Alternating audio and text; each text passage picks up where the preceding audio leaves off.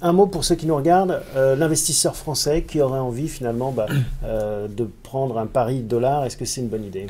Alors moi je pense que c'est une bonne idée parce que comme je viens de vous le dire, je pense que le dollar a des chances de s'apprécier dans l'année et que là la petite baisse du dollar de 4% depuis l'élection de Trump, c'est peut-être conjoncturel, mais structurellement je pense que le dollar aura tendance à s'apprécier, si c'est tout de suite, à moyen terme. Et deuxième élément... Et à suivre Wall Street donc. Et à suivre Wall Street.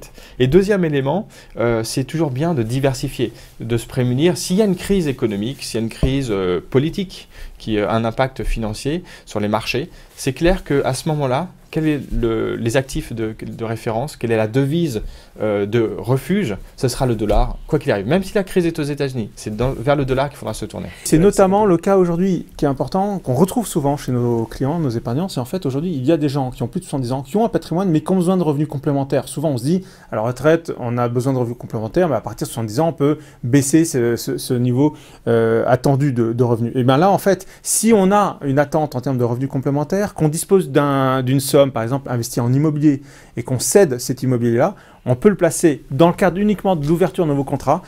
Ma démonstration ne fonctionne pas sur un contrat existant. Là, il s'agit d'ouvrir un nouveau contrat.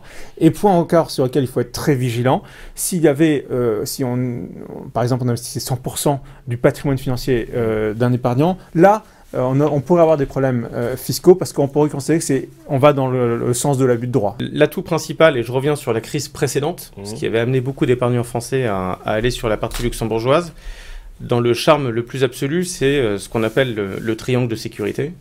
C'est-à-dire que, contrairement à la France, en France, un assureur est dépositaire des fonds.